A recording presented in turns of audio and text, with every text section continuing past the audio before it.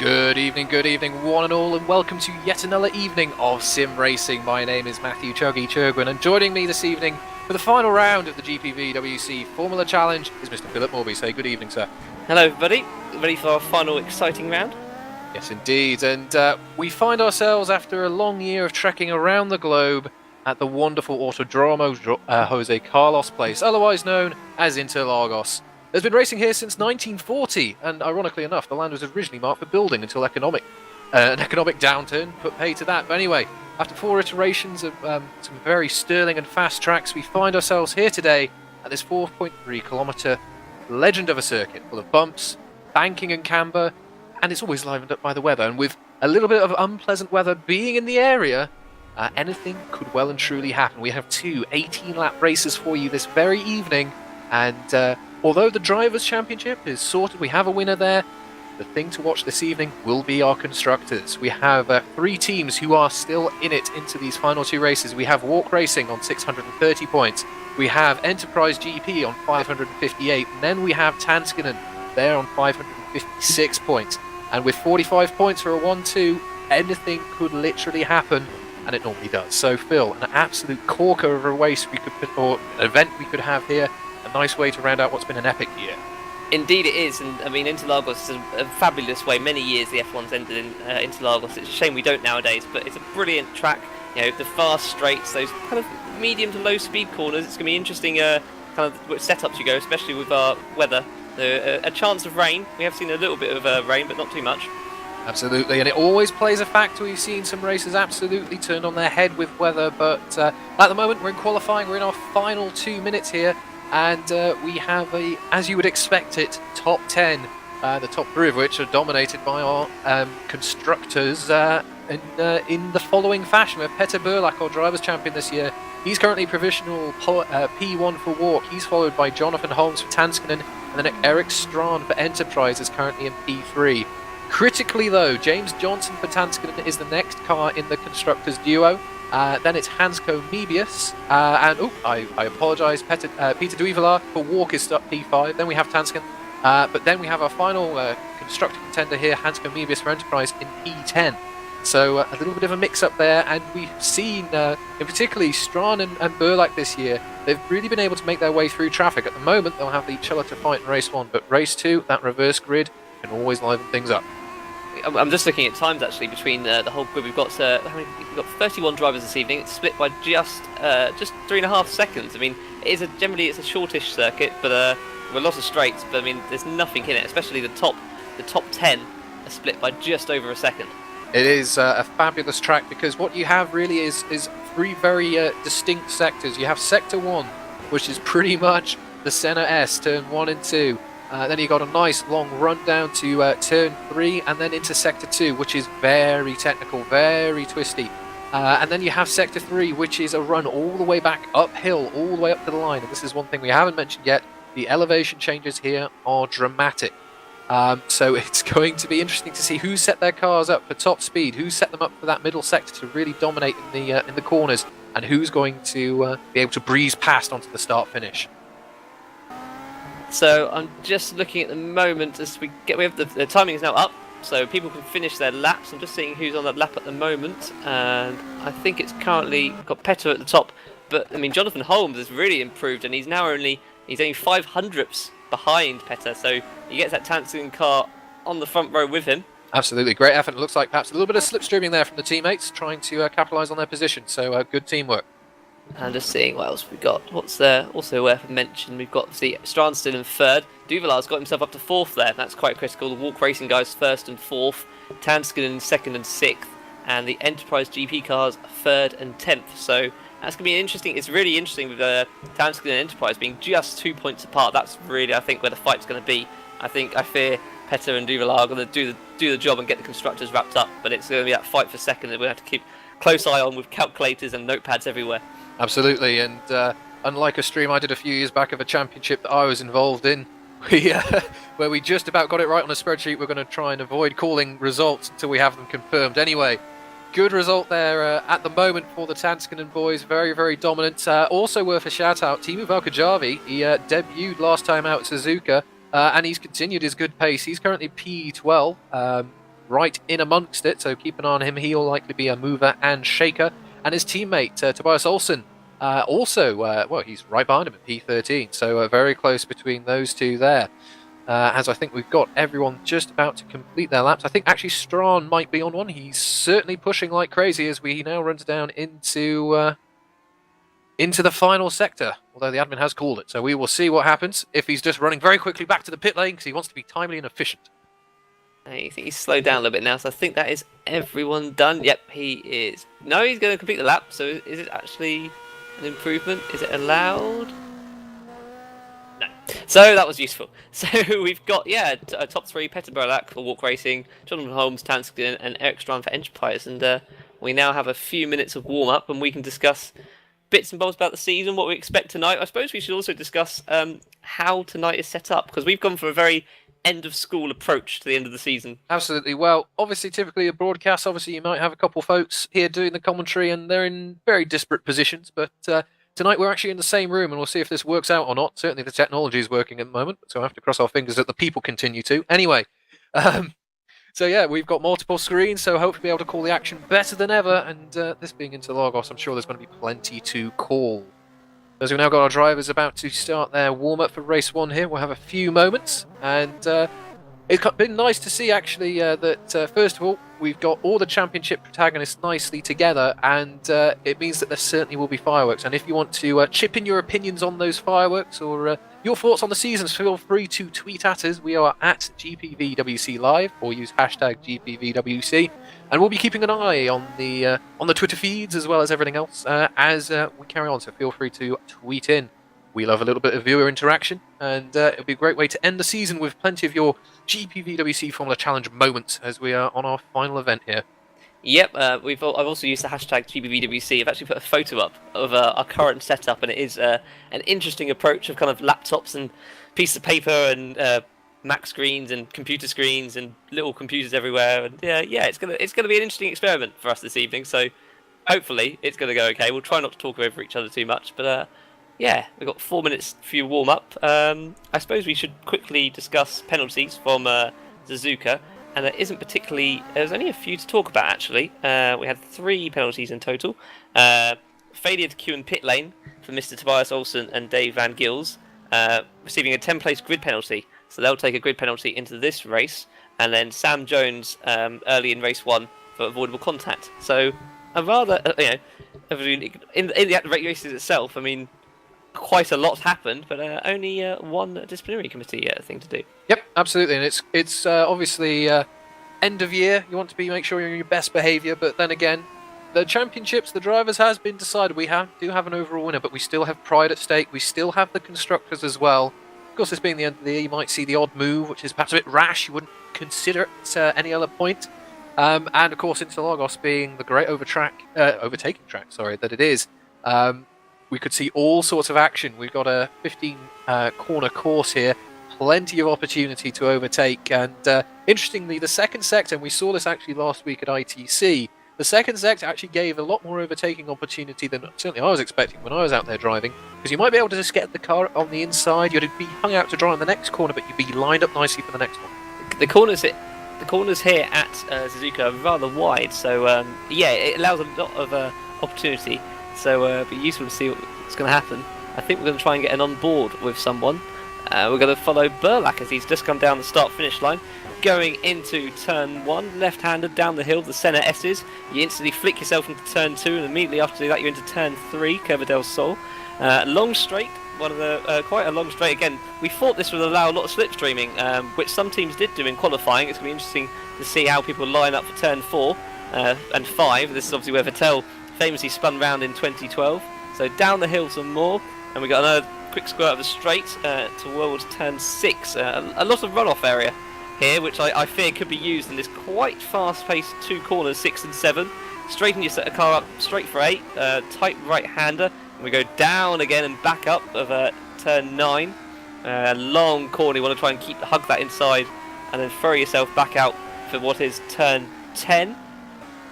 We then come down towards turn 11, the famous corner where Hamilton overtook Timo Glock back in 2008. straighten ourselves up, and we're instantly at turn 12, and this one's key. This is probably one of the most important corners on the track for me, because you really want to get a good exit as you really pull the car up the hill. And this is technically turns 13 and 14 going on here, and 15 in fact, but they're not really corners because you're just flat out trying to get the car as tight as possible. At Petter is here, you've got the Dodge Engel as he does a practice start, and that is a lap of Interlagos. And a mighty quick one as well, actually. Yeah, interesting though. Sector 2, I was mentioning it a second ago, you got a constant onslaught of corners, left, right, left, right. It was interesting to notice that he was actually taking some interesting lines, making some corners, some double apexes and all that kind of jazz. And of course, the different setups, you might run deliberately very high wing or low wing, depending on where you want to optimise your lap time. But it could be interesting to see, obviously, different lines catching different drivers out, just braking points and other areas along the track. And in fact, if we're still on board here with Burlack, this 6 and 7 complex, the camera really doesn't do it justice, just how much elevation change there is there. And always it will push you well out to the outside. And as you perhaps just saw on the camera there are some nasty anti-cut curves there. So if you run out over those, and particularly in these Formula Challenge cars, you're going to get airborne in a big way. So yeah, it's going to be an interesting one to keep an eye on. And just as predicted and perhaps hoped, someone's done a rain dance. It's starting to rain in the server. So this might be an indication for a wet start for race 1. I think some drivers are going to be jumping for joy. Some are going to be going, why on earth is this happening to me? It's the last event of the year, but we love it. A little bit of drama to spice things up.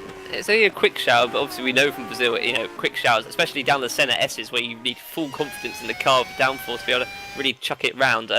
Once you're actually in to probably the second sector, the corners are quite slow, and like I said, it's very hilly, so rain may not be too bad there, but I mean, the last sector and first sector is going to be key if it does rain. I mean, already that was a very quick shower. It's already stopped, and with the temperature being in the mid to high 20s, I believe. Yeah, ambient temperature 20 degrees, track temperature 26. It's going to be interesting to see how quickly that dries, especially with 31 beautiful Formula Challenge cars throwing themselves around. Absolutely, and we've got 2 18-lap races as well, so potentially a pit stop could help, could hinder. Who knows? We'll have to wait and see how everything pans out, as we are just waiting for everyone to complete their warm-up laps and form themselves up on the grid for race 1 of this evening.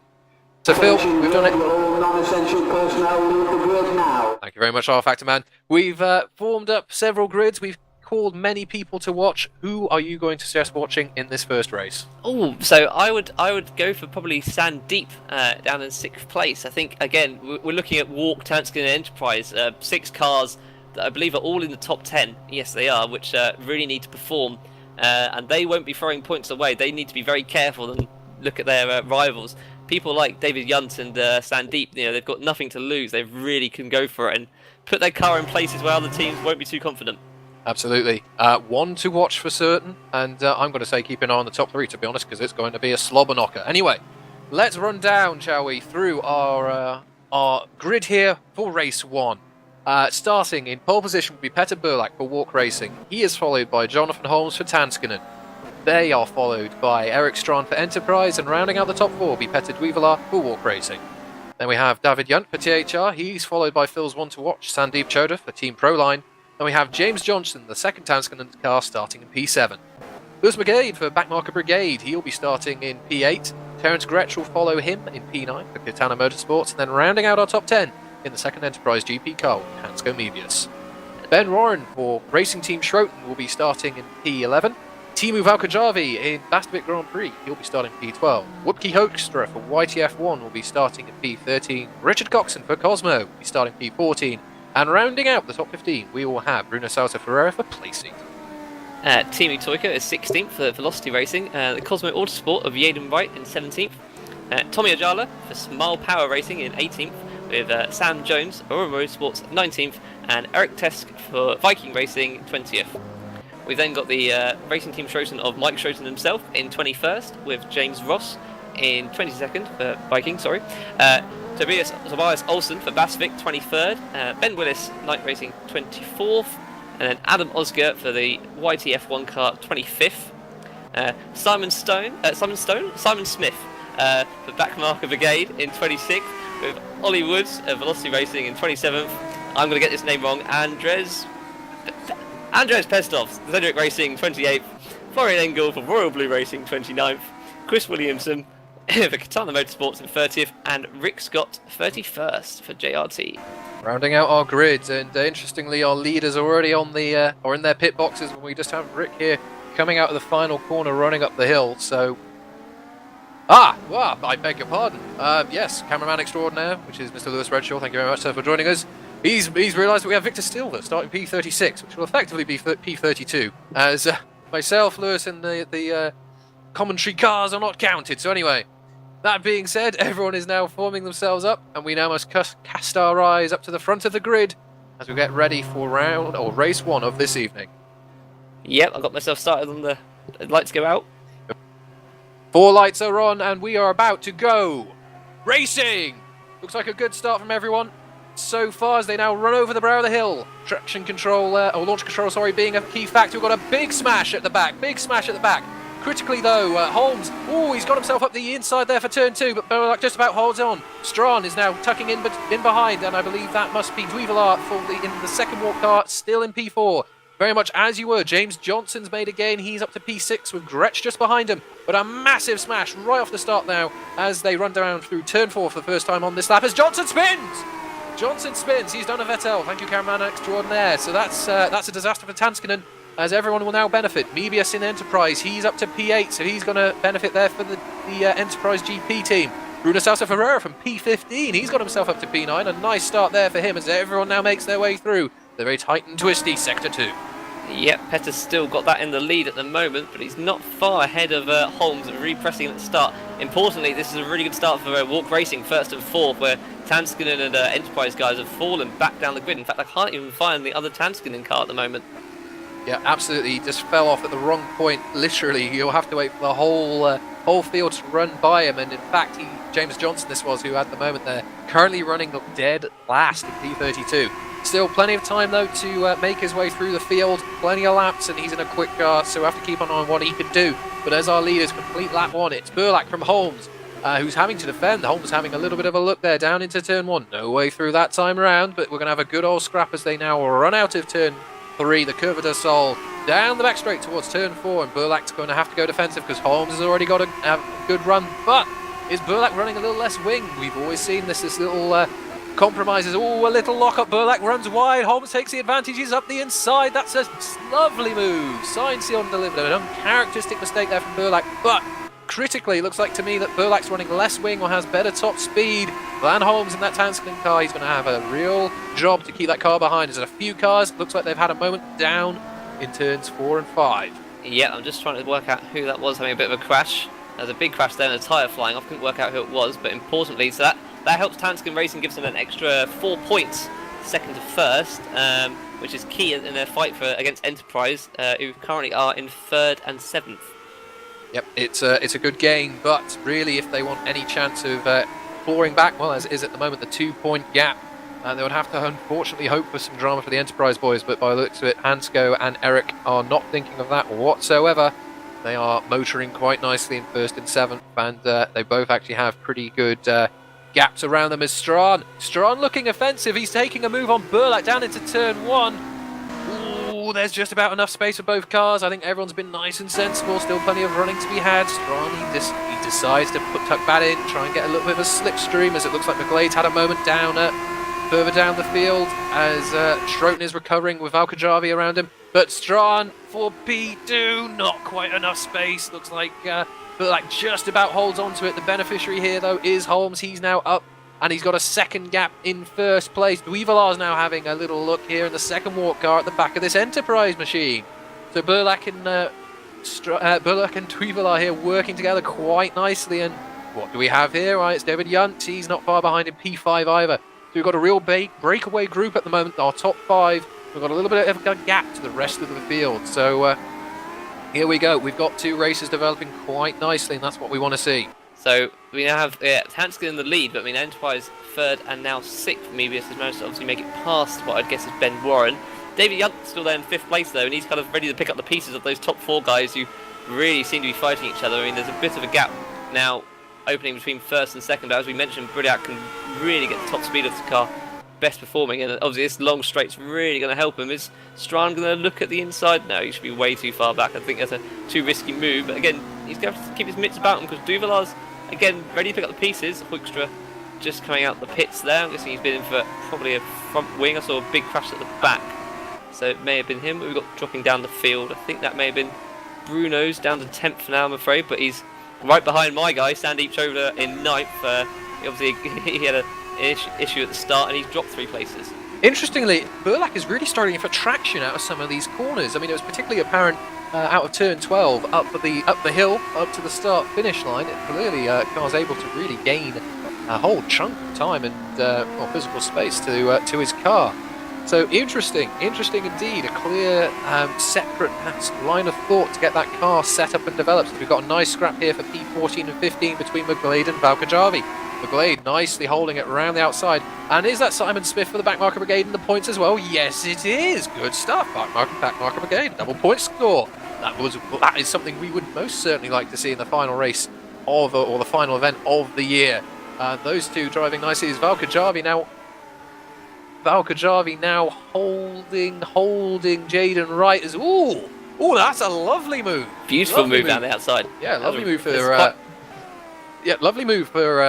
P15, and it looks like McGlade and Smith got themselves a bit tangled up there. Now Wright, he's got a good exit from turn 12, and he's now past Smith as well.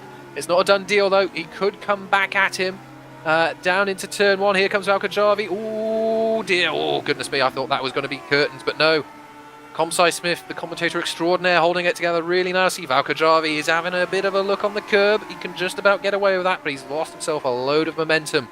Meanwhile, James Johnson in that Tanskin car, which spun early on, he's up to P18, so the recovery is on for Tanskin and trying to get some more points. The recovery is on. He's quite a few seconds away. He's about 5 seconds off that fight for 15th place, which is where the points, I believe, begin.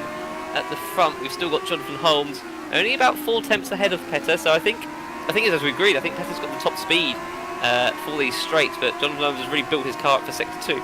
Yeah, it's quite interesting. Let's keep an eye on him as he runs through turn 14 here, or turn 12, sorry. Yeah. Interestingly, he's getting much better exits all of a sudden, so I can only assume that's perhaps a tyre temperature or pressure issue. Just getting a little more traction now as the tyres are warming up, and Holmes immediately going defensive before they even get to turn 15. And here we go, here's Burlak's best chance. He's pulled out of the slipstream, he's going to have the racing line. Who's going to be bravest on the brakes? I think it's pretty even. A little bit of a lock-up though. Burlak holding it all the way around the outside. Yes, indeed. Goodness me. No business going around the outside there, but Petter Burlak makes it work. He now takes the lead, but Holmes right behind him. Looks like he's just about got his rear ring alongside Burlak's rear tyre, but here's the top speed difference, and Burlak critically later on the brakes maintains that first place as they run through turn 4 and 5. Lovely move there from Petter, showing why he's this year's champion. Yeah, the top 4 are kind of gone in their own little group just about. Duvalar 1.5 seconds behind the podium spot. David Yuntz is about a second and a half again behind that, and then we've got Hansko Mebius 3 seconds down the road. So the top 5 have kind of got their own little fight, and I'm looking at 5th, 6th and 7th are also rather close together. What other fights are there going on we can keep an eye on? Bruno Freid has now gone down to 11th position, so he had a good start. It's sadly going backwards for him. It's Simon Smith currently having that last points position though, but Timu Valkajavi looking right around the outside of turn 10. Interesting, turn 9 in fact, interesting move being attempted there. And where have we lost? I think we lost Tanskin. Now James Johnson I thought had gone quite high up, but he's dropped back a bit as Ollie Woods is in the wall there. Bit of a drama, but he's recovering. It's good to see. I'm just going to try and get a replay of what happened there. So he's come round what is turn... Oh, he's just lost it on the exit of turn 10 I believe. Yeah, just hit a curb. He's P24 now, but yeah, a real little drama for him there, as he's got that one recovered though, and he's back motoring, although I think he lost his front wing, so he'll need to get that repaired. But Timu Valkajavi has taken P15, has he? Simon Swift, he's outbraked himself! Down into turn 1, and he's going to cost himself another place. Very tricky braking zone that to gauge though. You never can be quite sure if you're going to have enough momentum to carry around all the way around the outside as Burlak did a few moments ago, but Valkajavi's been able to take that place, and that's points, which will be obviously a good result. It's Schroten, goodness me, right behind him. Big old lock-up, and let's see if Smith can make an impression here. Running down through turn 5, along this little straight up towards 6 and 7. and not this time round, but you never know. The wonderful Mr. Comsci Smith, he found himself nicely up into the top 10 there, so he could make something happen still all the same. So all sorts of action up and down the field. Is interestingly, just keeping an eye on our little scrap here between our top 5, David Yunt has dropped massively off the back of 4th place, and he's almost falling back into the clutches of P6, 7 and 8. In fact, this is a nice little fight developing. We've got Gretsch, who's currently under attack from Mebius. Gretsch getting past Mebius on the last lap. And look at that, you can see that Enterprise has got so much more top speed, but Gretsch, goodness me, so much better on the brakes down into turn 1, so he retakes that immediately. But this could be exactly what Yunt and the others need, just a little bit of scrapping and you'll start to hold everyone up. Critically though, Holmes didn't see it, that was done off camera, but Holmes has been able to retake the lead from Burlak, and he's got a 6/10 gap. So much stuff going on all over the place, can't keep an eye on it. And apparently it was done into turn 1. Thank you very much, cameraman extraordinaire. So I'm trying to keep a count of numbers here, and I'm really fighting a failing mission because Jonathan Holmes is currently in 1st place, getting the 25 points, and then we have Eric Strahl in 3rd taking 16, and Hansko Mebius taking 9.7. So they actually get the same amount of points at the moment. So if it was to end like this, and it probably won't because it's changing nearly every corner, that would be even points, and it would still be 2 points going into the final race. Still, you never know. We might see an impression here from James Johnson towards the end of the race. He's not all that far off the next cars ahead of him on the road, although it's a good 12-second gap up to the actual point-scoring position. So that's going to be a tall order. But we're on, or just about to complete lap 8. We're on to lap 9 of 18, so we're halfway through. Our leader for Tanskanen is Jonathan Holmes. He's very closely pursued by Petter Burlak and Eric Strawn, keeping a watching brief at the moment in 3rd. So just noticed Jump went wide there at turn 1, which is giving Terence Gretsch a nice exit through the centre S's, but he's got Hansko all over the back of him, and those extra points between 7th and 6th could be key for Enterprise GP. Oh, he's having a look. He's having a look. He's alongside. Oh, is there contact? And Yunt, yeah, goodness me, he really was struggling there. My word, he's just completely and utterly decided to go off the track there at turn 5, which is very uncharacteristic. But there you are, that's a few places handed over. Yunt down to 8, but critically for Enterprise GP has Hansko Mebius up to P5. So that's really going to have an effect on the whole championship standings. That's an extra 2 points, and so at the moment that means they get 4 points ahead, I believe, of Tanskanen. So yeah, it's even with Jonathan Holmes currently in the lead by only a couple of tenths at the moment. It's not really helped by his teammate having that incident at the first lap. Gretsch very feisty in that Katana Motorsport car. We've seen it time and time again actually being very racy in the race. We'll have to see if he's able to do anything with it as they now run through onto the back straight, about to complete lap 9 here as they now run across the start finish. I don't think Terence is anywhere near enough to have a move this time round unless it's something absolutely spectacular, and no, he's not close enough, but my goodness me, so much better on the brakes. Clearly able to shed that speed that he's built along that long back straight, as we'll effectively call it, and he's right with Mebius. I think this is actually going to be the one to watch here because Gretsch, he's not really fighting for a championship. He could do something a little rash as Burlak takes the lead. Just keeping an eye on this one through 6 and 7. Holmes is fighting back. Who's going to be first into turn 8? Oh, just about enough space given. So that was going out the exit of turn 4 and 5. He managed to get a better line and just line himself up for that fast right hander where I said there's a long run off, and luckily it wasn't used. As I said, both teams are very keeping concentration. They want to kind of get as much points as they possibly can for these final couple of races, but Walk Racing at the moment, 1st and 4th, it's looking quite good for them, for the constructors. It is indeed. They will certainly cement their already dominant position they already have. We'll have to. I think the fascinating fight here is going to be Gretsch, because my goodness me, he's putting so much pressure on Mebius. It's surprised he hasn't turned into a solid yet. It's really developing quite nicely, and it's going to be fascinating to see because sixth place.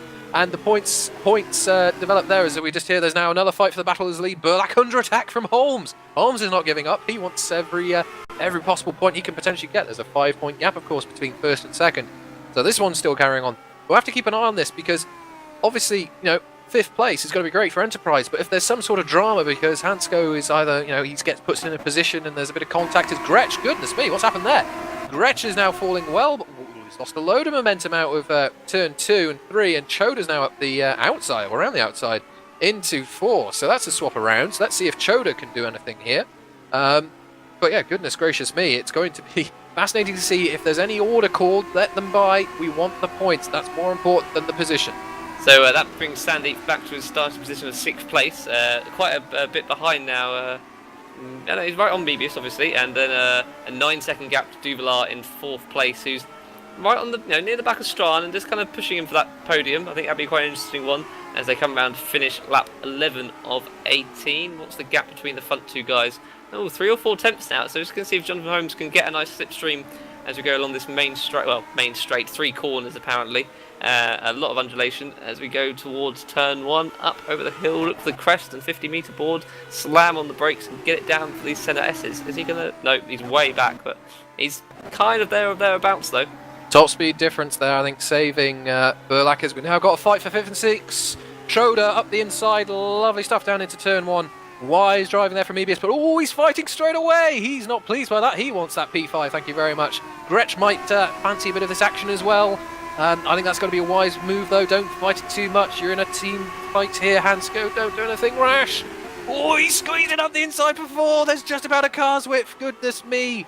If there was real life, that would be tyre contact. But Gretsch now going through. Hansko really under attack here from Choda and Gretsch. Goodness me, is there going to be a move? No, there's not. Mebius, lovely bit of defence. But Gretsch, look at that drive. All the way around the outside. Can he hang it all the way round? I think he's still just about alongside, but no, Mebius covers just about. Ooh, you want to be careful though, you don't want to force another driver off track and get an infraction. So Pete Duvalar has made himself up to 3rd as well, which is more bad news for Enterprise GP. So Duvalar now back on the podium, which puts Enterprise 4th and 5th. So Tanskin, that battle is still on. We've got 20 points happening for Jonathan Holmes for Tanskin, and 29, nope, that's a lie in fact, 4th and 5th, 24. Holmes very close, sorry to speak over you, very close, much closer, massive lock up there for Burlack as he runs down into turn 1, but no dramas, he coped with that just about. We're on lap 13 of 18.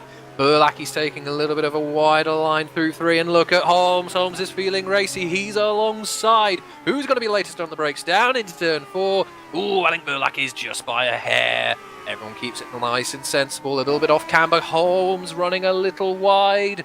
There, just a little off camber on that inside as Strachan now fighting back with Duvalar for P3. That one's not done. Duvalar got the inside. Oh, goodness me, he's held that just about. Horrible sensation, you get stuck on the outside of that corner, you're understeering straight off. Meanwhile, the fight for 5th still developing. Gretsch has resumed 6th place from Choda, and Mebius soaking the pressure up really, really well. Oh, Gretsch, he's got a good little poke on the inside there. He's trying to hang all the way around the outside of turn 10 there, or turn 9, sorry, there. Nothing to do. Oh, Gretsch! Goodness me! That was a bit feisty and a half there. I was surprised there wasn't a bit of contact, but Gretsch, he's feeling feisty. He wants that 5th place, and I think Choda wouldn't mind a slice of that too. I'm just currently looking at who's taking the final points position, which at the moment is Timu Valkajavi, and he's got a bit of only a few seconds behind us and Mike Stroton. But yeah, it's an interesting fight. Sam Jones is really struggling in that 14th place for Aura Motorsports. He's struggling to get the power down out the corners. I think Valkajavi is just putting the pressure on him now, especially as they go around the final what I call the final corner, up the hill. Yeah, Valkajavi's got a much better exit and should be overtaking him probably before we even get to the start-finish line. Jones hugs the inside, he's going to move to the outside. I think Valkajavi's going to get a wonderful slipstream and just take a few more doses of it. He's going to try and go around the outside of it, which is going to be interesting into turn 1. Is it going to work? He's going to brake and then try and get an interesting line through the S's. Not quite that time around for Valkajavi. I think he's just testing Jones. You'll be able to sense that that car's a little more of a handful than his, so he'll just be thinking, right, where can I make my best opportunity here? Anyway, returning to our fight right up at the front, we have Petter Burlack, who continues to lead. Holmes has dropped 7 tenths behind at this point. Duvalar, though, and Strachan for P3 and P4, they've been having a slobber knocker on this one. They've been making their way through lap traffic, which may prove a factor. We don't know yet. Also of note, Sandeep Choda has been able to get up to P5 ahead of Mebius. Gretsch still right on the back of that Enterprise car, though. So 2 very, very interesting, disparate fights here. As we've got a real fight here for P5. This is going to be interesting, running down into turn 1 this time round. We're running up through 14 and 15, effectively along straight. We've got a lapped car ahead of us. That could prove a factor as Mebius, he's already having a little look out the outside. Choda's going defensive straight away. Mebius taking the racing line. This is going to be interesting. Who's latest on the brakes? Ooh, I think it's Choda just by a hair. So that's the second time. To now run through turn 1 and 2. Holds that nicely. He's got a bit of lap traffic in his way. We'll have to see how he navigates that one. Mebius, though, he'll be well and truly tucked up in the slipstream. And don't forget about Gretsch. He's going to be close as well. Nothing to be had, though, this time round. So I'm looking at the moment at the top, and Petter's managed to pull out over a second gap to Jonathan Holmes, who himself has a couple of seconds of Duvalier. So there's no fights there. 4th and 3rd is still happening, which is key for Enterprise. They really need those extra 3 points for 3rd place over 4th.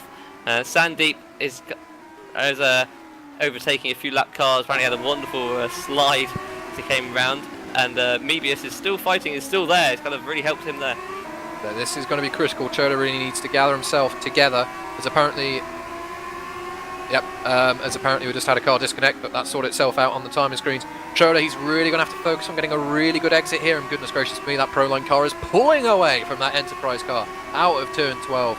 We'll have to see if that actually means he'll have a nice position to defend down into turn 1. But for me, Mebius again, he's just a little bit too far back, and it's interesting to see very different philosophies between these teams. Goodness me, Mebius mega late on the brakes, but Choda, he's parked, he's gone, no, I'm having my car here, you can try somewhere else, thank you very much, and he maintains 5th place.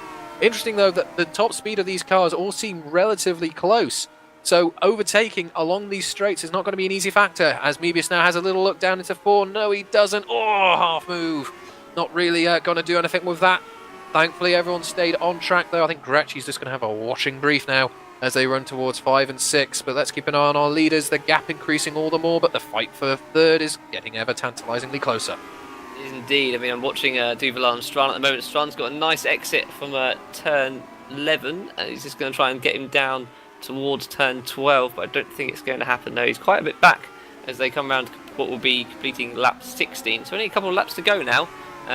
Interesting that they've now got the Enterprise cars 4th and 5th, which gives them 24 points. Yep, Mebius, he had a lovely move through 6 and 7 on Choda, and in fact Choda's gone back too because Gretsch has taken the initiative as well. But here's going to be an interesting fight. We've now got a real scrap here for P5 and P6 because we've got Gretsch right in the slipstream of this Enterprise car. And we've got Choda following in as well. Goodness gracious me, are we going to go 3 wide? Oh my word, yes we are. Who's going to be latest on the brakes, or is this going to be curtains? Oh, Choda, he's put himself on the inside, but Gretsch is just about able to hang on around the outside. This could be critical though, because if these two start to fight, you could have a real moment here for Enterprise gathering some more points. Speaking of moments for Enterprise, we have action for P3 and P4. Yeah, we've got Strand and Duvalier. Strand managed to get him through turn 1 down the centre S's, but Duvalier's managed to bring it back nicely. Those extra 3 points are key as Strand has a bit of a tap there, but he's managed to just about hold it and go round the outside of him. A very interesting move. Those points really are key for Enterprise, and they really need them. Yep, absolutely. And actually, it looked to me like Duvalier had a little moment, almost a little bit of kick-off oversteer or something there, and he did a great job to control that car and not go spearing off into one of the walls or off into a field. But anyway, that said, that's Enterprise up onto the podium again, more critical points, and Tanskinen not going to be scoring a great deal more. James Johnson, he had that spin early on. That second Tanskinen car is only in P17, and he is a good 11 seconds off a points paying position. So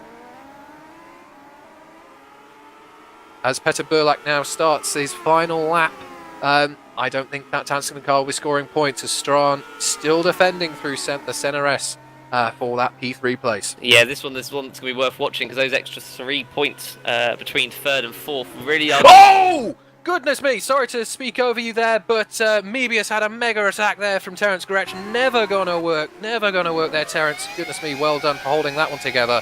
That could have had ramifications on the championship. We now have a continued fight for P3 and P4. Yeah, Strand and Mebius really are, Strand and Duvalier, really are fighting for that podium, and it's Strand currently down now in 4th, and he's trying some very interesting lines on that last lap. Make sure we don't miss Petter go past the finish line.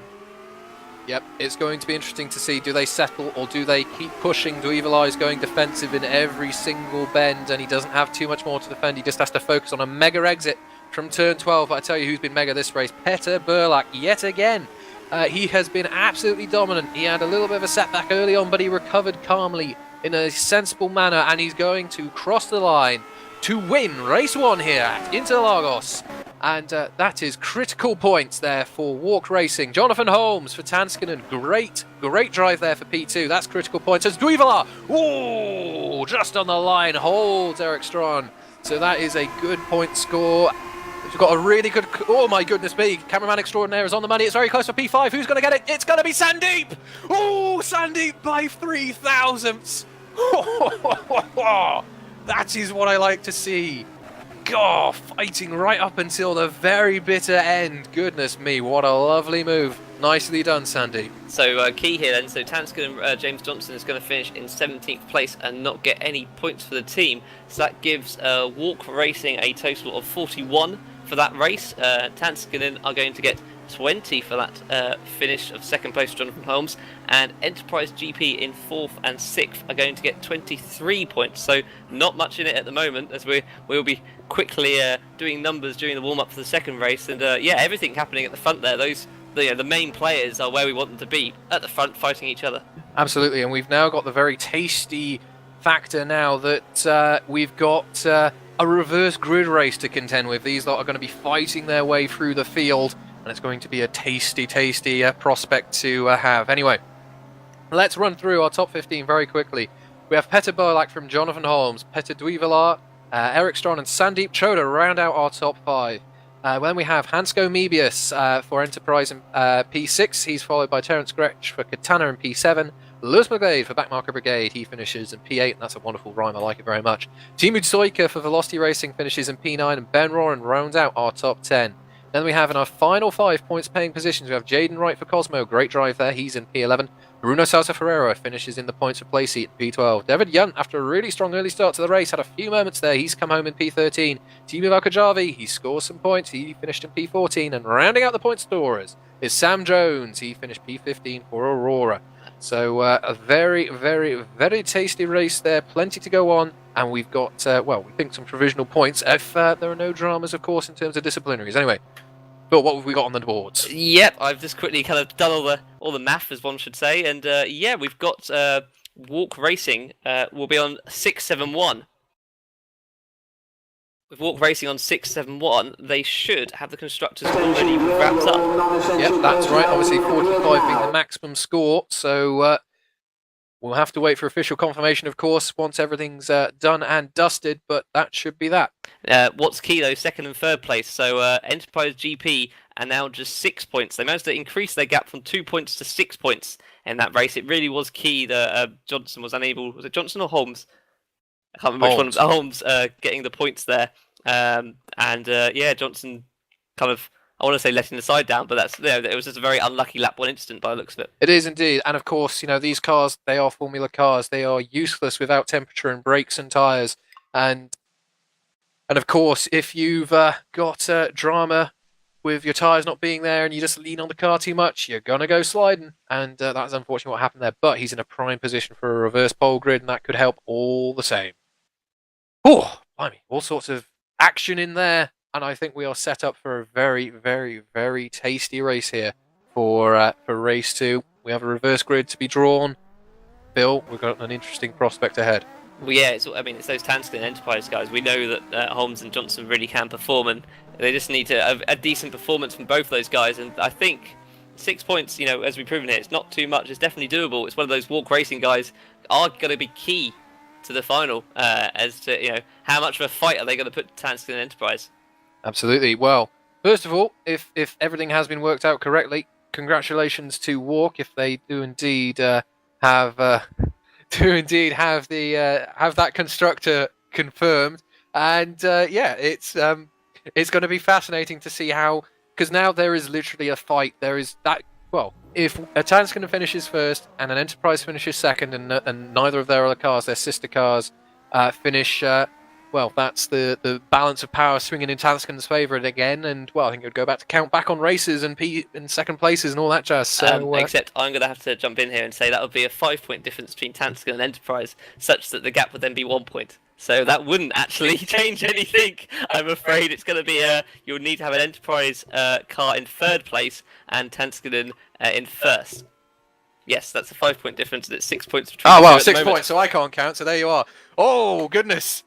See, this is why I don't do numbers on the fly. I'm terrible at this kind of thing. I think we should explain the final race of GRC one year. We managed to basically during the race. Sadly, I believe Chuggy here crashed out. Disconnected. And it was led to me disconnected. Fine. It was led to me while racing, trying to do the numbers of three different. I think it was three opponents, three drivers per team.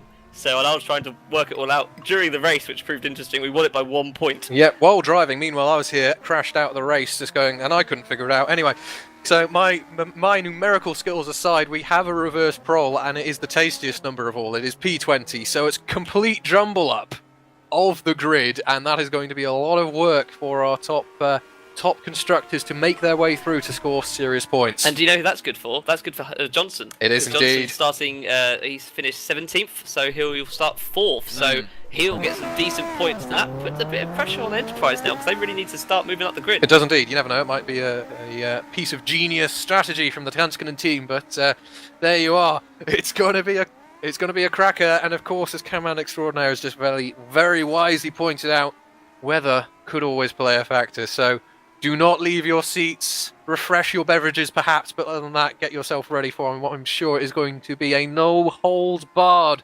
finale to this year's Formula Challenge season. There's been all sorts of highlights and lowlights. Phil, what's been your highlight of the year? I think this is like my first proper season of doing commentary, Formula Challenge, the GPVWC. I think my highlight is probably going to be us two talking about the weather in Monza. I can remember it being a dry race one, and we were talking about the weather could do something, and then the server loaded up the race time, and it was absolutely chucking it down. And I just remember us two talking, and me just going, "Oh no!"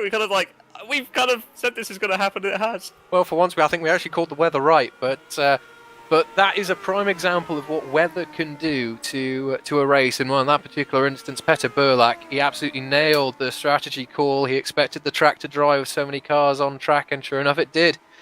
So you never know, he might do it again. It's too early to say. Cameraman Extraordinaire is not so keen on Petter Burlak winning another race, but you want to know something? Why would you call rain? Well, you want to know something? Rain makes things fun. And yeah, but we call it and it never happens. Well, we did that time. That's the one time we got it right then, yeah? Yeah, exactly. And also, it's all different this season, this race, because we're now kind of doing commentary in the same room. We can do our rain dance together, and that will double the opportunity. I'm doing when all are you inviting me round so I can do cameras in the same room? Well, there you are. We have to pick a race. That's next season's plan. We're seeing how the internet copes with two computers and a laptop, all connected to various devices. If there is a power out, there's going to be an issue. But anyway, we haven't predicted power outs. We're not going to predict them now. We've got the final minute of warm-up now sorting itself out. We've got a well and truly reversed grid. Who is going to be your one to watch, Phil? I think it has to be Johnson. I think from 4th place there, I think I'm confident he'll be able to, push for the win, which is key with the 25 points on offer. And then it's really putting the pressure on those Enterprise guys. I mean, at the start of this race, such as the positions, Tanskanen are actually going to jump Enterprise, but as we prove, it's changing every lap. And I think I'll have the pen and paper for this one and try and work it all out during the race. Absolutely, and as reminded by our race director this evening, all places are, of course, provisional until finalised, so if there is a massive drama, you never know, things could completely and utterly go skywards. Anyway, as we look to the skies and potentially some weather to play its hand, who knows? Attention grid, all non-essential personnel leave the grid now. Well, as we look to the skies, it's lovely sunshine at the moment.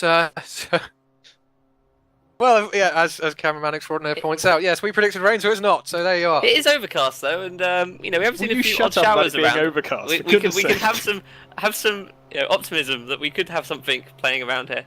You never know. You never know. But what I will say is that we have a reverse grid, and I believe I'm right in saying we have a first-time man on pole. We will call our grid in a moment once everyone is moving their way through, and we have a very tasty race to bring you here. Anyway. For the final time, let's call the grid here for Formula Challenge in 2014. Starting in pole position is Eric Tesk for Viking. He is followed by Simon Smith for Backmarker Brigade. On the front row of the grid there, he'll be starting P2. Then we have Ben Willis for Night Racing. He'll be starting P3. And as pointed out, this is going to be the joker in the pack. We have James Johnson starting P4 for Tanskanen. We know that car is quick. and he will have to really make use of it to try and build a nice gap to really solidify Tanskinen's position here. Then we have Mike Schroten. He'll be starting P5 for Racing Team Schroten. Sam Jones will be starting P6 for Aurora Motorsports. He is followed in P7 by Team Ivanka Jarvi for Bastovic. David Yunt for THR will be starting P8 with Bruno Sosa Ferreira for Playseat, and Jaden Wright, he'll be starting in P10 for Cosmo. We then have Ben Warren of Racing Team Schroten in 11th place, with Timo Toika in Velocity in 12th.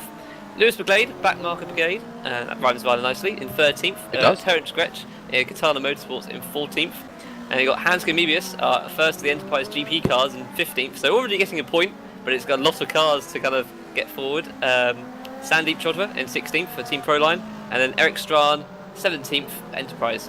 We then got Duvalar in 18th for Walk Racing, Jonathan Holmes in 19th for Tanskinen, and then obviously Petter Berlak 20th for Walk Racing. Then we have, starting P21, is Rick Scott for JRT. He is followed by Andres Pestos for Zederic Racing. Florian Engel, he'll be starting P23 for Royal Blue. He is followed by Chris Williamson for Katana. He'll be starting P24, and Adam Osger for YTF1 starts P25. Richard Coxon starts P26 for Cosmo Motorsport. Whoopke Hoekstra in the second YTF1 will be starting P27. Ollie Woods for Velocity Racing will be starting P28, and Tommy Oyala will be starting P29 for Smart Power. We've got the final guys at the back of the grid. 30th place, James Ross for Viking Racing. Tobias Olsen, 31st for Bastovic. Victor Silva, 32nd, and effectively starting 33rd will be Tomoru Kabura for JRT. There you are. It's a topsy-turvy grid. It's the only way it could be for the final round here of Formula Challenge of the year. We've got our grid formed. Everyone is ready. Everyone is steady. We will have to see if there's another drama off the line again. Everyone is formed up. We are now waiting for the lights to go as we'll begin the race. I don't think someone's quite lined up. Oh, there we are. 3 lights, 4 lights, 5 lights, and we are racing. Looks like a fairly solid start from everyone, and we have Tesk, who's he's been popped. No, he continues to lead down into turn 1. We have Simon Smith following through in P2, as I think that is. I think that was James Johnson, actually. He was making a move up towards P3, but he's now actually shuffled down into P4 as they go through the left-hander. Sam Jones holding on to P3 there. Mike Schroten is still in 5th, and I think I'm right in saying that everyone's as they were in the top 5 off the start. David Yunt's been able to gain a few places. Ben Willis is coming back at him, though. Ooh, very deep, very wide down into turn 4, as I think that Simon Smith's made a bit of a mistake there down into turn 4. Has been swallowed up by the field. He's down to 7th place. But great. Oh, as we've got a big crash at the back, we're hearing from cameraman extraordinaire. I think I saw a backmarker brigade car around there, which, as Lewis is calling out various bits of dramas up and down the field. Tess continues to lead, but critically James Johnson for Tanskinen's up into P2, so it's going to get delicious. We're going to have to keep an eye. Oh, David Yunt for THR slung it up beautifully up the inside there into turn 10. Johnson just about holding it. Oh, just about enough space. James Johnson, Bruiser Sousa, Ferreira fighting as well. Stran's up to P8 for Enterprise. The mission is on for them. Where is everyone else? Holmes is P11. As we've got the first of the walk cars. They haven't even got into the top 15 yet, but we have Hansko Mebius in 14. He's been able to move forward a little bit as well. Dweebelar's gone down to 20. Perlak's up to 16. As we complete lap 1, it's Tesk from Johnson, who's just been overtaken. Lovely move there from David Yunt in turn 1. Yunt up to P2. Johnson into 3rd. This is critical. If Johnson can score well and build a gap, he will really be able to have an effect in this final race of the season. So yeah, the Walk Racing guys in 16th and 19th, as Petter's got an interesting fight at the moment with Hansko Mebius for that last points position. That Enterprise car really needs to make a few extra places, and Tanskinen in 10th. So at the moment, I think it's actually on for Tanskinen to overtake Enterprise at the final race. If things were to stay the way they are, of course, and who knows what's going to happen over the next 17 laps anyway. Tess continues to lead. Yunt, though, is right behind him for P1 and P2. Johnson's maintaining a watching brief. But critically, these 4 have broken away from the rest of the pack already. Strachan, he's making his way through the field, trying to round all the way around the outside of Bruno Salsa Ferreira. Ooh, you're not going to go elbows out like that in an open wheel car, Bruno. Strachan up to P6, so clearly he's fired up and wants himself a good bucket of points here as they run through 12. Let's see if anyone can make a nice move down into turn 1. The field really fragmenting as we've now got Simon Smith. He's under attack from Holmes. He's really motoring his way through the field for Tanskinen. So we got Tanskanen in 3rd and 8th, and that will certainly overwrite the points advantage so far as Smith. Oh! Big lock there down. Doesn't seem it on the camera, but there's a massive bit of banking and camber difference. I found it in my ITC car last week. You brake ever so slightly off your normal line, the weight transfer will absolutely ruin you. But a big old slap there on the wall, but I think Smithy's all right. He's carrying on for now. But the beneficiary there, Holmes, he's got himself up to P8. And, oh my goodness me, Sam Jones has been able to get ahead of James Johnson there for 3rd place. So Johnson not moving forward as we thought perhaps he would, but critically, this group still got a little bit of a gap as Tesk just overtaken there by Yunt. Lovely move there by the THR driver down through turn 9. So Hansko Mebius is nearly being spun round by Ben Willis. They're fighting for the last points position at the moment, which is key, because I think at the moment Tanskanen's got this. Oh, he's dived down the inside of 14th. Simon Smith spun round and nearly gets collected by Ben Willis. Yep, lots of elbows out in this final race, which these being open wheel cars, they're not going to react well to that. But interestingly, Johnson, he's been able to get himself up to P3, although he's got a Aurora right up his inside through 13 and into 14, and now we're going into 15. We're just looking at the moment. We've got Yunt currently in the lead, so he managed to get ahead of Eric Tesk at the moment. Johnson and Strachan are fighting. Strachan is ahead, so that now makes a big difference in the points, and he may even get a nice exit out down the centre S's ahead of Jones here. But this is key at the moment, because the Tanskanen guys running 5th and 7th may still do it. He's got to be 3 wide. He's got to be 3 right down into turn 4. Johnson's thought wiser of it, and Strachan, lovely, mature. He's thought about that contemplated move. Everyone very sensible. It's early days in this second race. Still plenty of overtaking opportunity. Jones immediately coming right back at that Enterprise driver, but as you were saying, that's critical. Enterprise all of a sudden, that's a whole bucket of points that they're scoring over Tanskanen. So it could change the balance of power here. So that's going to be likely a critical move in the championship standings. So a good move there from Strachan, one with potentially a lot of impact on our Constructors' Championship. It does indeed, because it means that Tanskanen are only making 3 points into that 6-point gap. So at the moment, it's now flicked back to Enterprise taking it. That overtake by Strachan on Johnson was key as Holmes gets himself back up into 6th place, and it all changes again. Yeah, so this is the interesting thing. If Johnson's got some sort of an issue, perhaps the tyres are not up or something like that, does he let his teammate go? He's clearly been able to get a lot of pace out of this Formula Challenge car in race 1. Can Holmes perhaps take the fight to Strachan in this final race? They're going to have to think of something on that Tanskanen pit wall, but it's all very much to play for. Johnson scrapping with Jones. Ooh, real scrapperoo going on there, and all this time, Strachan is going, thank you very much. I'm just going to build a gap and try and eat into 2nd place. Yes, because Tesk is now having to look behind rather than front, as Yunt's got a 1.5-second lead over Tesk, and there's only a second back to Strachan, who himself is only half a second ahead of Sam Jones. And then we've got the 2 Tanskanen guys running now 5th and 6th, but I don't quite think that is enough. No, 21 points to Enterprise's 17 means that Enterprise would take it by 2 points as we are rounding lap 5. Indeed, ironically, as they were when this evening started, the gap was 2 points. The gap, if it stays the same, would be 2 points. But anyway, Mebius, he's got himself up to P14, and he's got Duivelar just ahead of him. So that's perhaps a move around. Sam Jones has spun round. I've just caught the end of that. Was he spun or was he hit? Let's have a quick look at the replay. He's going round, and he's spun round his own accord. Well, that's really helped the Tanskanen guys, because 4th and 5th, 24 points to Enterprises, currently 17, 18 points. So at the moment they're neck and neck, and it'll go and count back. And it's all shook up. All shook up indeed, so it's not over yet, and crack out your Elvis impersonations, because we're going to be in for an achy breaky night for someone. Anyway, Holmes, he's now got himself up to P4, he's got a few seconds to make up to Strachan, but now Holmes is ahead of Johnson.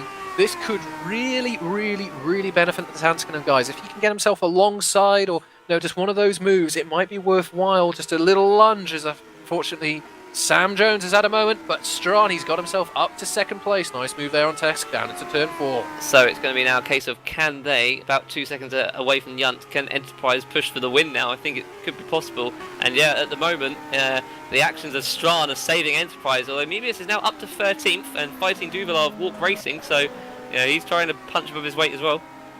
Yep, indeed. Interestingly, both Mebius and Duivelar there not really making much progress so far in the race, but you never know, might be a long run long run plan here. The track is getting warmer lap by lap. The cars will be coming to the drivers as the weight burns away. But everything's still to play for, very much so. And Eric Strawn very much on his shoulders, as it has been actually for most of the year when he's been in that Enterprise car, scoring all of the meaty points. As Burlack, goodness me, I think he just gained a whole chunk of places there. There's a big crash. Big crash indeed. Hoekstra, I think, involved in that. Just watching replay now. Oh, goodness me. Coming out of the exit at turn 11, looks like Schroten and Sosa Ferreira have a moment, take each other's out, and they cut back in, and I think they perhaps collect one another. Oh, no! That's unfortunate. Unfortunately, the runoff ran out and it became racetrack again. But drama there, that's going to shake up that midfield scrap. And importantly, it shakes up Hanska Mebius is now up to 9th position. So Tanskinen are really going to be struggling now to pull this 6-point gap. Yeah, absolutely. So there you are, the racing gods. They are not smiling upon Tanskin at the moment. But I'll tell you this much, Holmes is saying, I don't need smiles, I've got pace. He's caught right back up to the back of Eric Tesk here, so he could well and truly be making a move for 3rd place. And goodness gracious me, Strawn is not that far away either. So this could be very, very tasty. We've still got well over half distance to cover yet. We're on lap 7 of 18. Yunt leads by 2.5 seconds to what will be in a moment an under-attack Strawn from Jonathan Holmes. Let's see, can Holmes make a move here into 12? No, he can't. He thinks better of it. Let's get a nice exit, run up the hill. And get a nice easy move done down into turn 1. I have to keep with us and see if it comes off for him. It's got worse for Johnson. Is going backwards here. He's right down the order. He's falling back for me, but I think that's something wrong with my timing screen. He is just ahead of Petter Brulak, who's now kind of on the back of him, and it could get from bad for worse, Tanskinen Racing. Lovely move there from Holmes. He sure enough did it up into turn 1. Used the slipstream. Tesk unfortunately can't quite hang on. So Joe Holmes up to P3. Now, if he can catch Strawn, that is going to be critical points gained back. In fact, that'll be 4 points, the gap between P3 and P2. So we're really into the money-making points now. If he can get this pass done, it's all go. Yes, but we also got Hanska Mebius is already up to 8th position, and he's fighting 7th at the moment, as we got 10th and 9th, Duvallard and Schroten fighting. So Duvallard on the inside, is he going to be able to make it? Yes, he has. Duvallard up to 9th for Walk Racing, and Petter is currently 6th. And yeah, we're already getting close to the back of James Johnson in that Tanskinen car. Absolutely good spot, and this is, again, the Walk Racing guys, I think they almost could potentially hold the key here. They could really take some points away, which the Tanskinen boys really need if they want to have an impact here. The gap between Holmes and Strawn is 1.3, and we'll have to see if Holmes is able to get any closer to the Enterprise driver as the race carries on, where it's almost, 40% distance. We're coming closer to 50% in a lap and a bit's time, but we still got a lot of running to do and a lot of potential permutations to occur. Yep, and right now it's Enterprise a point ahead, although we are currently looking at Johnson and Brulak fighting at the moment for 5th and 6th. Round the outside again. Goodness, Burlack, as he has done all year, has got that car hooked up. He's run right into 2 though. He's come across to cover Johnson. Oh, that was a bit of contact there, a little cheeky. Sure, there's going to be a little bit of tussing going on between those two. But anyway, Johnson, he's coming right back at him. Can he make a move into 4? No, he can't. So that's critical. Burlack, he's taking points off Tanskinen. If these two can catch, though, the Viking racing car of Eric Tesk, they might be able to recover something.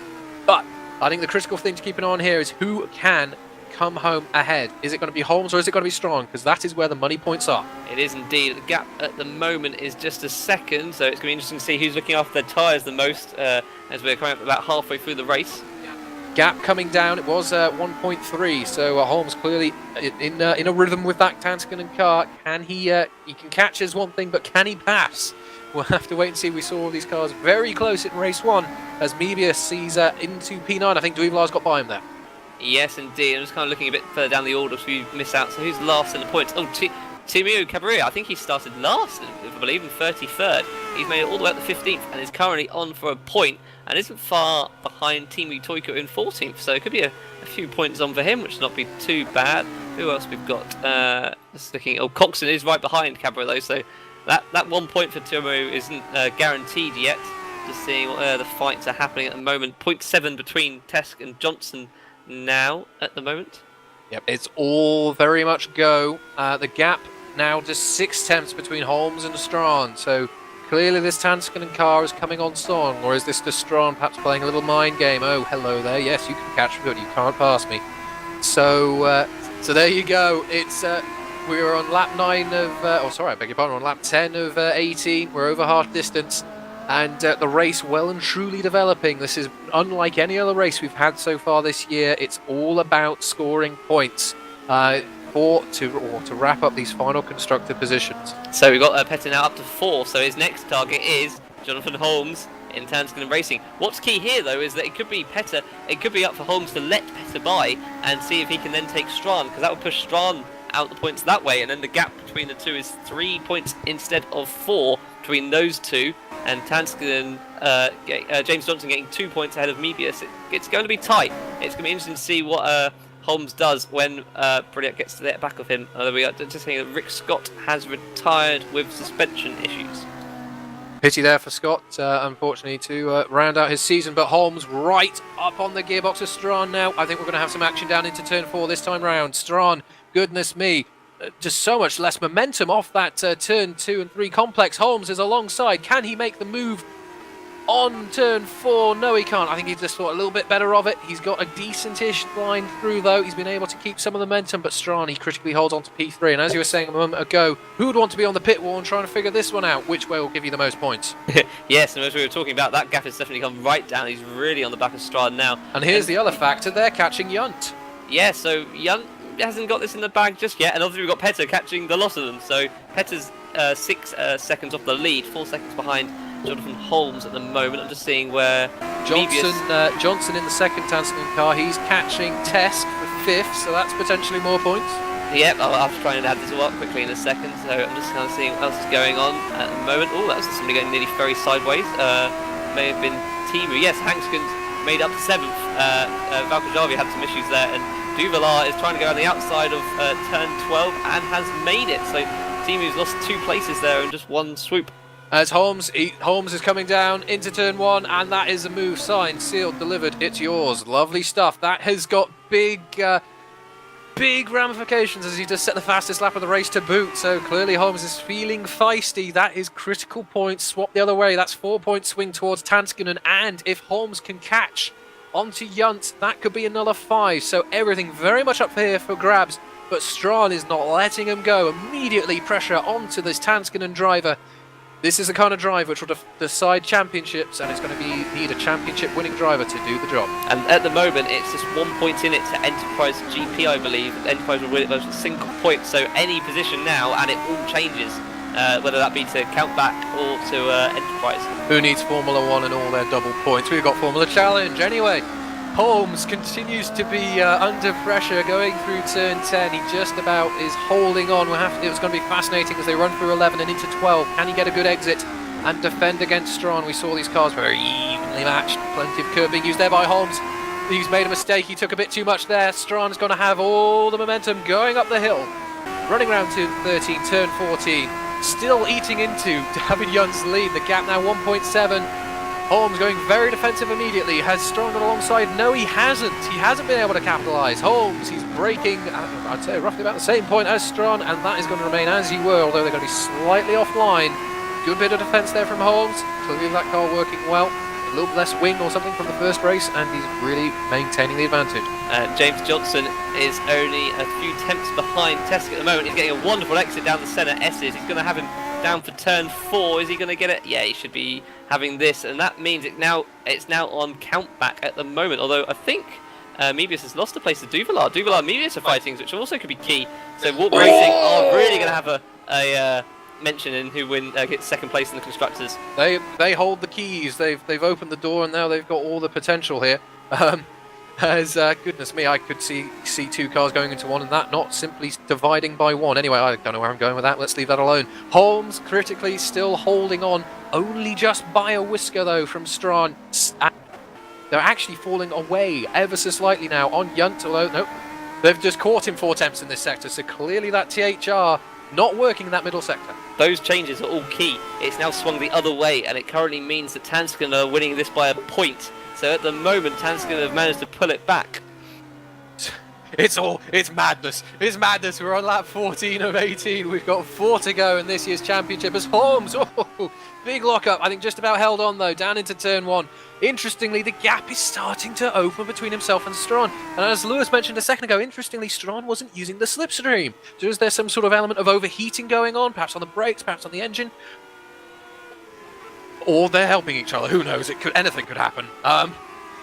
Anyway, the gap between Yunt and Holmes, 1.6, that gap visibly getting closer. Could there be another spanner in the works of this one? Mebius for Enterprise, he's P8, Johnson for Tanskin and P5, and then we have Strawn and Holmes, Strawn and P3, Holmes and P2. At the moment it would swing just to Tanskinen, but fighting now for P8 and P7. Yes, we've got Duvillard for Walk Racing in 7th and Hansko in 8th, and this one is key because this is the one that's kind of caused it to switch the other way to Tanskinen at the moment. Just looking at the gaps. Interestingly, it's only now 3 seconds between Strawn and Petter Brodak, which really could help Tanskinen if Petter gets on the back of that podium fight. As we've just had some retirements, we've had Ollie Woods and Sandeep, unfortunately, retire in this final race of the year. The gap now between Holmes and Yunt and Holmes, 1.3, so a little bit of a gain there, a little bit of a gain, and critically six tenths faster there, 6/10 gap between Holmes and Strawn. Burlak setting the fastest lap of the race, so clearly his car is on song and he is motoring well and truly through the gap, pulling himself towards P3. And as Phil was mentioning a moment ago, if he gets P3 and knocks Strawn down another spot, that would be that. But I think this is going to be a grandstand finish. It's the finish that we've wanted all year. It's probably going to come right down to the wire. Will it come down to turn 12 as it did in Formula 1 a few years ago? Who knows? It really could do. I mean, at the moment, it's kind of a bit status quo at the moment with Tanskinen in 2nd and 5th. That is 20 and 11 points. That's the 31, whereas Enterprise GP in 3rd and 8th gets 16-24, so that is a 7-point swing for Tanskinen when there's only a 6-point gap. It's all to play for. The gap between Holmes and Yunt, 1.2. The gap between Strawn and Holmes, still 6 tenths. Holmes is pulling himself forward, Strawn is pulling himself forward, and Yunt is staying in the lead just about for now. Perlak still closing the gap. I'd say that Johnson's actually got himself a pretty comfortable bit of free air, so he's going to hold station in P5. Mebius still fighting Duyvelar for P8 and 7. Duyvelar pulling a few car lengths ahead as they round turn 15 to complete lap 14 of 18. Yunt leads. I think we're just going to have to keep an eye on the front here because it's only 1.2 second gap. Yeah, I mean, I'm looking at Valkajavi has been a little bit wide there at turn 1, wondering if he's going to catch up on 8th place Mebius Enterprise GP and himself be a variable in this fight. At the moment, there's no movement. I'm keeping an eye on those Enterprise and Tanskinen cars. My eyes are on stalks, so the grid, just making sure they don't move position at the moment. Petter's not caught up too much this lap on Strawn. The gap now just under 3 seconds. I don't think he's going to be there by the end of the race with just this lap. Lock up. Sorry to talk over you there, but a little bit of a moment there from Yunt. The gap has come down a little bit again. On this lap. We'll have to see what it is when they cross the intermediate line to go into Sector 3. It's 9 tenths of a second! 9 tenths as Strawn, he's not really been able to dig into this gap that Holmes is building. So we'll have to see, can Holmes cement what has been a great year for Tanskinen? Plenty of wins, and well, could he seal that second place in the Constructors? Well, he's got the opportunity to do so, and it will take a truly amazing drive to come through the grid as he has done already to seal the deal. Burlak, though, still on the march, setting the fastest lap again, so he's having fun as his own, as unfortunately Simon Spiff, starting on B2, has retired from the race. Oh, no, that's a shame to see, and I'm just following Mebius at the moment, still a few tenths behind Duvillard. The gap between Burlak and Strawn is now just over 2 seconds, so that maybe, having said it wasn't going to happen, it may be too much, but this lap and the next one to go, you never know, one slight mistake, and Petter is right on fighting for a podium. We're well and truly in the death nails of the championship now, and we have one heck of a situation. We've got back markers in the way. We've got a Cosmo who's recovering through turn 9, I believe there. Holmes, though, he takes that in his stride, just focuses on his line, nails the power application, and he's still absolutely flying onto the back of that THR. And goodness gracious me, look how much more momentum that Tanskinen car is taking. Junt is going to have to go defensive up the hill here. Holmes, what an amazing drive, absolutely hooking up every single apex through that middle sector. And it's now a half-second gap, well and truly within slipstream range. This is going to be the test. Who's going to have the higher top speed? Who's going to have the lower wings? Who's going to have the better brakes? We might see this time round, although the gap's looking a little large. Exactly, and who wants it more? We're on the last lap of the race, last lap of the championship, and it's all in the balance. Yeah, it's looking at the moment. I mean, Mebius is a little bit further behind now. Petter Duvala at the moment. Here comes Holmes. Sorry to speak over you. Holmes, well and truly focusing on the back of that THR. He's having a little look. Is he going to cause a mistake? Oh, a little lock-up. That might send Junt a little wide, but no, he gathers it in. Running through turn 5, now up the hill towards 6 and 7. Holmes, he's looking feisty. He wants to have a piece of this action. No way through there. Goodness me, Holmes just carrying so much more speed through these final couple of corners. I'm worried he tries to tuck it down the inside. At the moment, it's too risky, but he may just do it at the end. There's nothing. What's the gap behind him? You may as well do it. You may as well do it. Oh, Junt! Junt, what's he? Oh my goodness me! That is goodness me. You wouldn't make that up. And here comes Strawn. Come on. Oh my goodness me. I don't know who to cheer more. Holmes is going to have a brilliant slipstream here. Are we going to have a grandstand finish? Strawn has no answer at this point. Here we go. Here's the slipstream. They're running towards turn 15, last corner of the race. Holmes having to go the long way round. Can he do it? I don't think he can as they run to the line. Junt holds it by 0.002 of a second. Goodness me, as a massive lock-up into turn 10. Jonathan Holmes, what a drive. He comes home in P2 with Eric Strawn in 3. We'll have to wait for everyone to cross the line, but if things stay as they are... Mebius has come across the line. He's in P8. I think that's a 7-point gap. That is the 7 points. So probably at the moment, Tanskinen have taken Enterprise to second place in the Constructors. Just in the death nail of the final race. The second place, and this is second place. Goodness me. It's been a tight fight all season, though. I mean, just 2 points going into this. It was going to be close, and I didn't expect it to be that close, having to quickly add up each lap for what points tallies they got. Goodness gracious me. I was going to say my highlight before this race, but this has been it. It's eclipsed everything. It was only for second place, but what superb driving from our top constructor drivers there. Pip to the post there, Enterprise, but... goodness me, this is of course all provisional. We don't have any penalties and the like to apply yet, but let's quickly run through our top 15 finishers.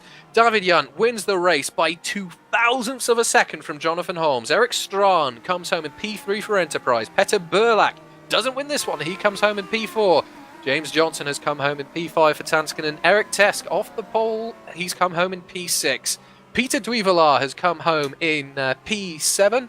For Walk, and Hansko Mebius for Enterprise has finished at P8. Timu Valkajavi for Bastovic. He's come home again in the points tonight. He's in P9 with Tobias Olsen, his teammate, finishing in P10. Then finishing in P11 is Mike Schroten for Racing Team Schroten. Timu Toika has come home in 12th place for Velocity. Ben Willis for Night Racing has come home in P13. And to round out our points finishes for the final time this year, we have Victor Silva for Team Proline and Tomio Kaba for JRT. He's grabbed those points right at the end. That's not a bad run for Tomio Kaba, getting from 33rd up to 15th, 18 places. That's not a bad evening's race for him. Absolutely not. Goodness me, I think I'm going to have to just lower my heartbeat for a second here. We were expecting a heck of a final set of races here, but that has delivered in a completely unexpected almost way. And what an amazing year of racing. We haven't had the opportunity to commentate on all of it, unfortunately, but goodness gracious me, the bits that we have done, superlative driving. It's been really fun, and we didn't even need any rain for that race. It gave entertainment in itself, no issue there whatsoever. Absolutely, and moreover to the point, all these drivers fighting tooth and nail, all cleanly and fairly. So, goodness me, and you might say to yourself now, well, what could have been if James Johnson there hadn't spun out in race 1. Tanskinen, I think, were marginally better this evening, and they've been marginally better, as seen in the point score, over the championship. That's it's going to it's been a fun season to kind of be part of. Obviously, Monza's going to stand out for me, but that one was brilliant fun. Yeah, goodness me. oh goodness me, just all sorts going on. We got some debate going on in the chat about how many points people were ahead and whatever else was scored, but certainly by our calculations, we have got a win here, or sorry, I should say a second place here for Tanskin. We need this all confirmed, but what we can say for definite is just massive congratulations, not only to Walk Racing because they sealed the constructors here this evening in dominant fashion, in fact dominant fashion all year, but to Petter Burlak as well because he won the drivers again in superlative fashion, absolutely untouchable this whole year, and they have taken the lot. Yeah, it's been really good fun, and I mean Petter, just to get 4th from just 15th there is absolutely amazing. Anyway, so we're having to wait for official confirmation. I'm sure that will come in the imminent future from provisional, I should say. Final results once everything has been sorted out. But even if championships haven't been swung in the final race here, what a superb race. And well, hopefully we'll have some drivers to join us in a moment for interviews. Goodness me. I'm just out of words. I'm literally out of words. I'm glad I can look at your face because I think you are in the same boat.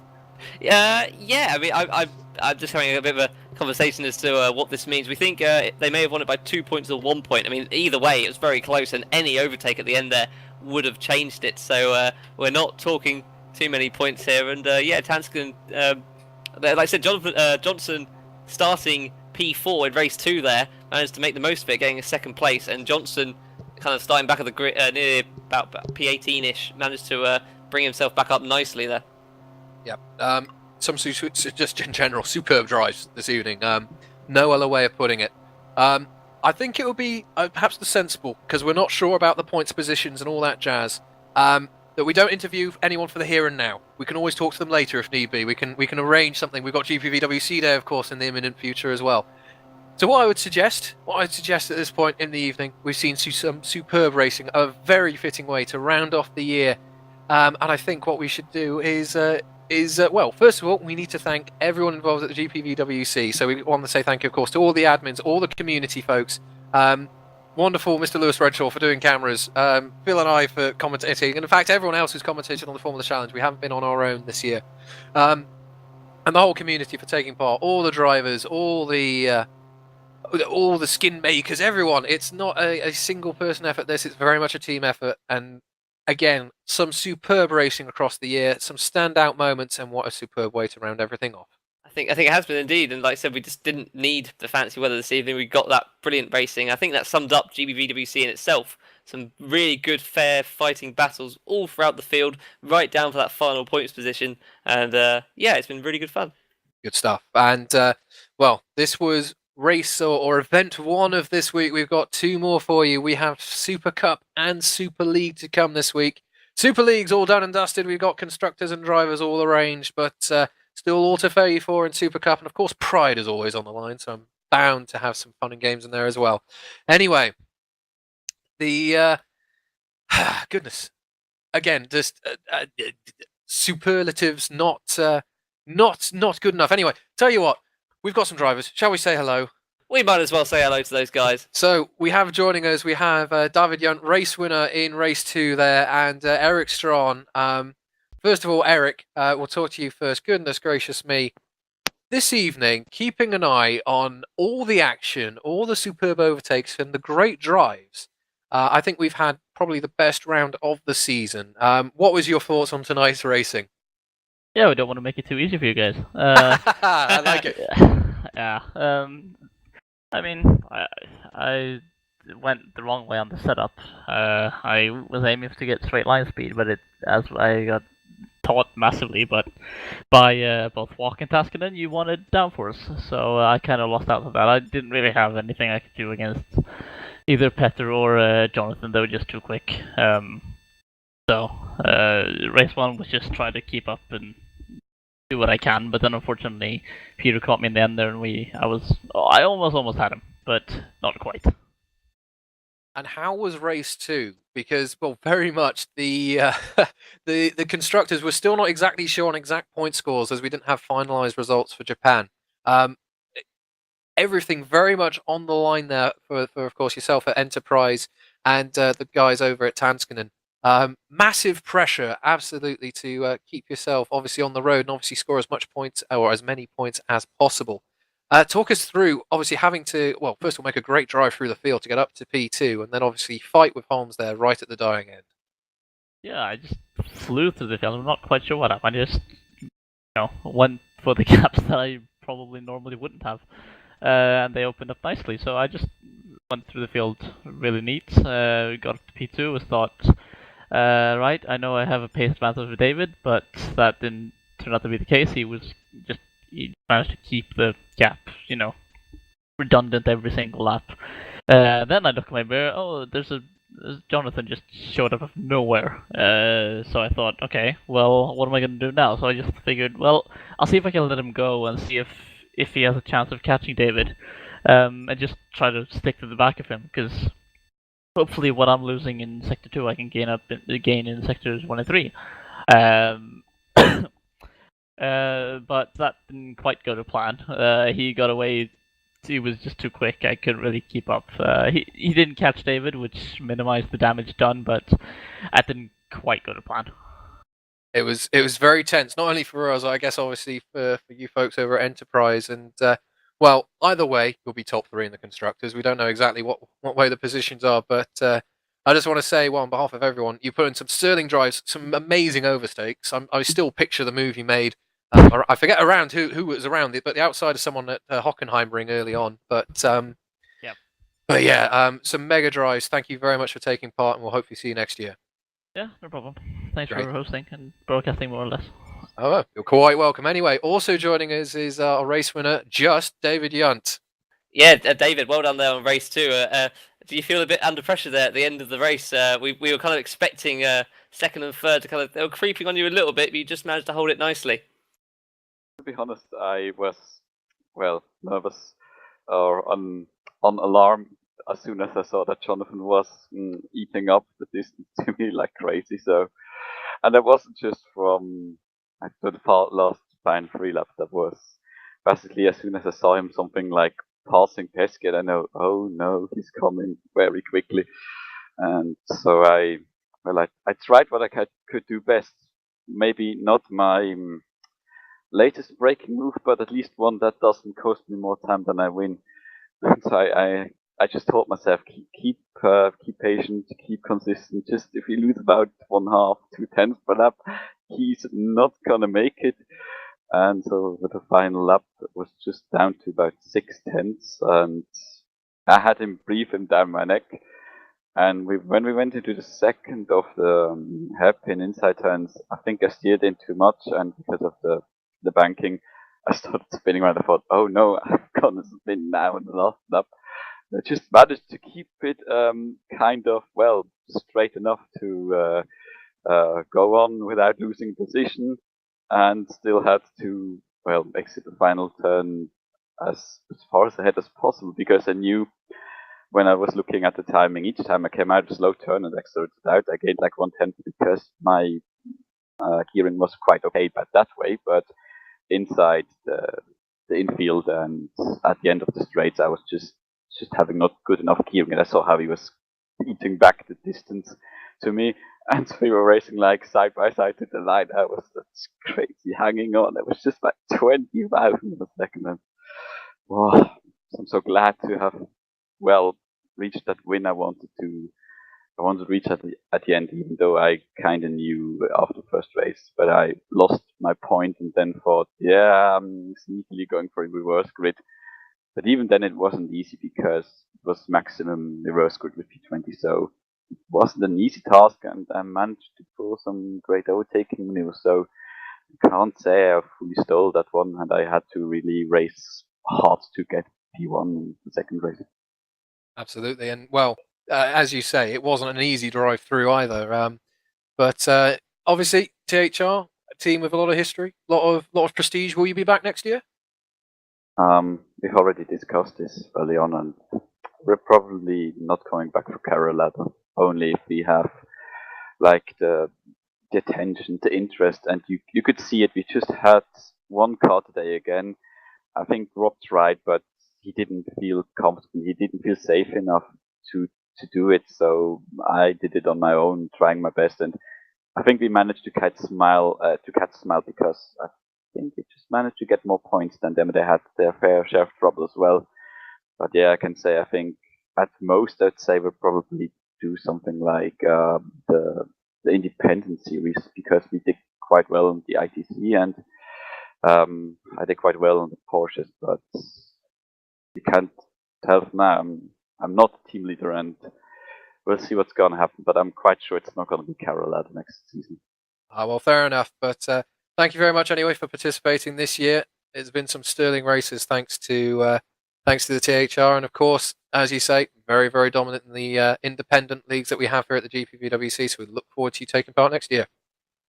So, with that being said, thank you very much to Eric and David for joining us this evening. And as I have said many times before, GPVWC, we've got all sorts of racing. And if you're at all interested, feel free to head on over to gpvwc.com, sign up to the website and forums, have a look at what we have available. We've got Masters, which is a range of everything. We've got the Career Ladder, which is open wheel racing. We've got all sorts of tin top stuff as well. So plenty going on. Head on over and have a look and sign up if you're at all interested. Anyway, again, thank you. Before I move on to that, also a thing that we do here at the GPWC is we have the GPVWC Day where we all meet each other and actually physically say hello, which is kind of nice when we're all virtual. I mean, Phil and I are in the same room for this event this time around, but yeah, there we are. As Phil now is looking at me in a rather concerned manner. Yes, we somehow put up with each other day to day at work and managed not to kill each other. But yeah, I think have you enjoyed this experiment? I think it's gone rather well. I think it's gone well as well. It's been different. Been pointing and sort of. I haven't enjoyed it because I wasn't invited. Oh well, Lewis, next year.